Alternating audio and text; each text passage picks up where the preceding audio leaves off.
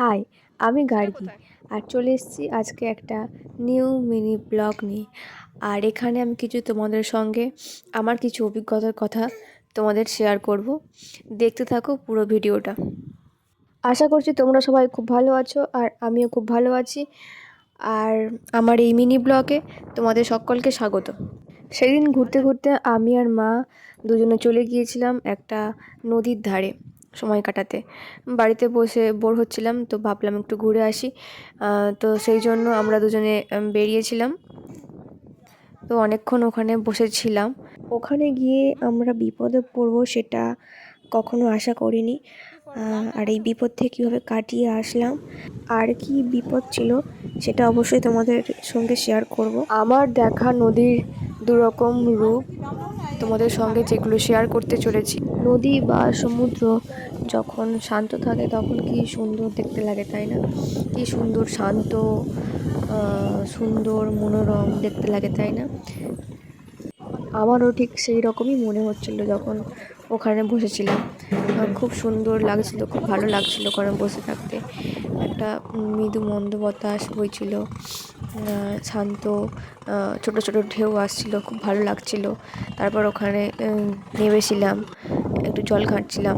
ওই যে দেখো ওইদিকে একটা নৌকার মধ্যে কতগুলো ছেলেরা সব আনন্দ করছিল, ওখানে বার্থডে সেলিব্রেশন করছিল। বেশ ভালো লাগছিল দেখে ওগুলো। তারপর এই দিক থেকে যাত্রীরা সব নৌকা ভর্তি করে সব ওপারে যাচ্ছিল। সব মিলিয়ে মোটামুটি পরিবেশটা খুবই সুন্দর লাগছিল। তারপর হঠাৎ করে মানে কয়েকটা সেকেন্ডের মধ্যে কোত্থেকে যে সব গন্ডগোল হয়ে গেল, মানে উথাল পাতাল হয়ে গেল, যে তোমাদের মানে বর্ণনা করে আমি বোঝাতে পারবো না। হঠাৎ করেই একটা ঝড় চলে এসেছিল সমুদ্রের মধ্যে। তোমরা দেখতে পাচ্ছ সমুদ্রের কালারটাই অন্যরকম হয়ে গেছে, দেখো প্রকৃতিটা অন্যরকম হয়ে গেছে। আর এরকম বড় বড় ঢেউ আসছিল, হঠাৎ করে হয়ে গেল। তো আমরা সেই সময় না ওখানটা নিচটা নেমেছিলাম। তারপর চারিদিক থেকে বালি ধুলো এত উড়ে আসছিল যে আমরা চোখে দেখতে পাচ্ছিলাম না, আর কিভাবে উঠবো আমরা বুঝতে পারিনি। তারপর অনেক কষ্ট করে অনেকটা উপরে দেখতে পাচ্ছি, ওপরটা রাস্তা, অনেকটা কষ্ট করে উপরে উঠেছিলাম। আর এই যে দেখো আকাশটা পুরো কালারটাই অন্যরকম হয়ে গেছে। সেই সময় সমুদ্রের দিক থেকে এত একটা টান মানে আসছিল, টান কাজ করছিল যে আমরা ওখান থেকে উঠতেই পারছিলাম না। মনে হচ্ছিলো যেন পেছন থেকে আমাদের টেনে টেনে নিয়ে সমুদ্রের দিকে চলে যাচ্ছে, এত মানে জোরালো ওখানে একটা হাওয়া হয়েছিল। তো তারপর অনেক কষ্ট করে ঠাকুরের কৃপায় ওখান থেকে উঠেছিলাম। আর তো ওখানে অনেকক্ষণ আমরা আটকা পড়ে গেছিলাম, অনেকক্ষণ ধরে ঝড় বৃষ্টি হচ্ছিল। তো ওখানকার বাসিন্দারা বলছিল যে এখানে মানে সমুদ্র বা নদীর ধারে ঝড় হঠাৎ করে এরকম চলে আসে, বুঝতে পারা যায় না।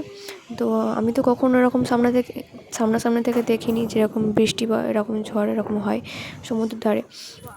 তো ওনাদের মুখ থেকে শুনলাম যে ঝড় বৃষ্টিটা এরকম হয়। আর সেদিন নিজের চোখেও দেখেছিলাম ঝড় বৃষ্টিটা হলে সমুদ্রের ধারে ঠিক এরকম মানে প্রকৃতিটা হয়ে যায়। তো যাই হোক, তোমাদেরকে সাবধান করে দিলাম, মানে যদি কখনো ঝড় বৃষ্টি এসে যায় তো ওখানে আকাশটা সমুদ্রের ধারে বুঝে একদম থাকবেই না। আর ওইদিকে যে ওই ছেলেগুলো সব বার্থডে সেলিব্রেশন করছিল নদীতে, নৌকার ওপরে। তো ওই ছেলেগুলো অনেক কষ্ট করে ওখান থেকে নেমেছিল, মানে যে যার মতো প্রাণে মানে বাঁচতে পারলেই হলো আর কি। ওখান থেকে চলে এসেছিলো।